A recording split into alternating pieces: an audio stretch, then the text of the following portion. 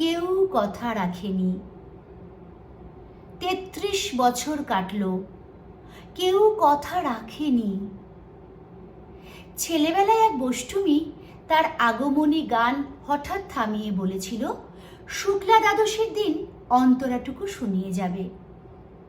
তারপর কত চন্দ্রভূ অমাবস্যা এসে চলে গেল, কিন্তু সেই বষ্টমী আর এলো না।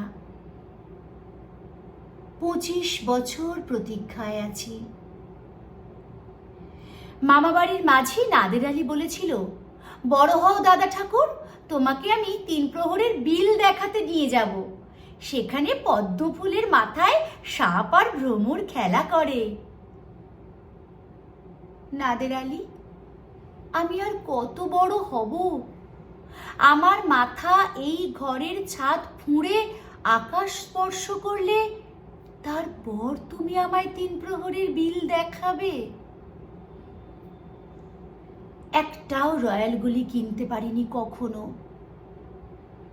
লাঠি লজেন্স দেখিয়ে দেখিয়ে চুষেছে লস্কর বাড়ির ছেলেরা। ভিখারির মতন চৌধুরীদের গেটে দাঁড়িয়ে দেখেছি ভিতরে রাস উৎসব।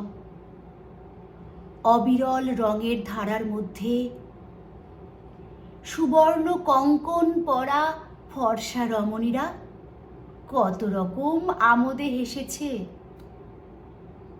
আমার দিকে কেউ ফিরেও চায়নি।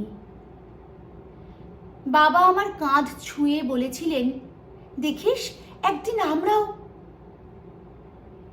বাবা আজ অন্ধ, আমাদের দেখা হয়নি কিছুই। সেই রয়্যালগুলি, সেই লাঠি লজেন্স, সেই রাস উৎসব আমায় কেউ ফিরিয়ে দেবে না। বুকের মধ্যে সুগন্ধি রুমাল রেখে বরুণা বলেছিল, যেদিন আমায় সত্যিকারের ভালোবাসবে সেদিন আমার বুকেও এরকম আতরের গন্ধ হবে। ভালোবাসার জন্য আমি হাতের মুঠোয় প্রাণ নিয়েছি। দুরন্ত ষাঁড়ের চোখে বেঁধেছি লাল কাপড়। বিশ্ব সংসার তন্ন তন্ন করে খুঁজে এনেছি ১০৮টা নীল পদ্ম। তবু কথা রাখেনি বরুণা। এখনো তার বুকে শুধুই মাংসের গন্ধ। এখনো সে যে কোনো নারী। কেউ কথা রাখেনি। ৩৩ বছর কাটল, কেউ কথা রাখে না।